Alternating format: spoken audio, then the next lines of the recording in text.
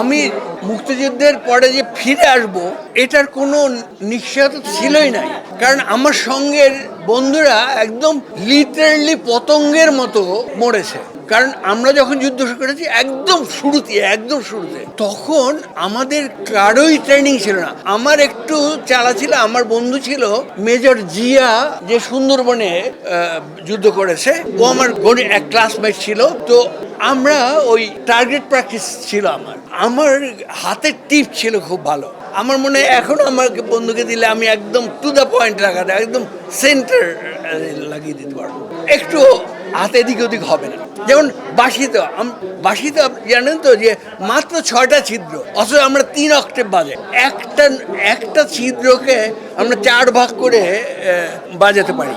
অর্থাৎ ওই জিনিসটা কিন্তু সমস্ত ভালো বাঁশি বাদকের থাকতে হয়। তাহলে 6টা ছিদ্র দিয়ে 3 অক্টেভ, আপনি চিন্তা করতে পারেন। তো ওই জিনিসটা আমার সেই আগে থেকেই ছিল।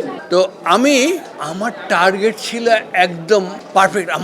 আমার সঙ্গে সহযোদ্ধা যারা ছিল তারা আমার টার্গেট দেখে পাগল হয়ে গেল, এবং সবাই বিশ্বাস করতে পারবে না, ওরা লঞ্চে করে যখন ফেরত যাচ্ছিল, মানুষ মেরে লুটপাট করে আগুন দিয়ে মেয়েদেরকে ধরে নিয়ে চলে যাচ্ছে, আমি 1 সপ্তাহ বসে প্ল্যান করে যে ওদেরকে আমার ধরতে হবে, কারণ আমাদের 52 জন তখন ওদের হাতে মিসিং। তো ওদের তো উদ্ধার করতে হবে। আমি প্ল্যান করলাম যে ওদের যদি আমরা কয়েকজনকে ধরতে পারি জীবিত, তাহলে আমরা বন্দি বিনিময় করতে পারি। 2 জনকে জীবিত ধরে ফেলেছি, এবং শান্তি কমিটির চেয়ারম্যানকে পাঠিয়ে দিয়ে আমরা চিঠি দিয়ে পাঠিয়ে যে তোমাদের এই 2 জন আছে আমাদের কাছে, তাদের স্বাক্ষর এবং তাদের নাম, তাদের ওই ব্যাচ নাম্বার দিয়ে পাঠিয়ে দিলাম। আমার বন্ধুদের ফেরত পাঠালে তোমরা তোমাদের আর্মি পাবে। তারপরে সকালে পাঠিয়েছি, বিকেলবেলা সেই লঞ্চ ফিরে এলো,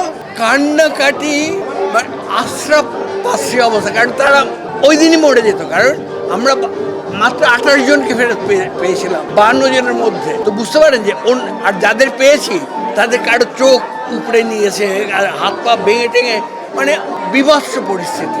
মুক্তিযুদ্ধে যারা না করেছে তারা ওই গল্প পড়ে আর সিনেমা দেখে কিছুই বুঝতে পারবে না।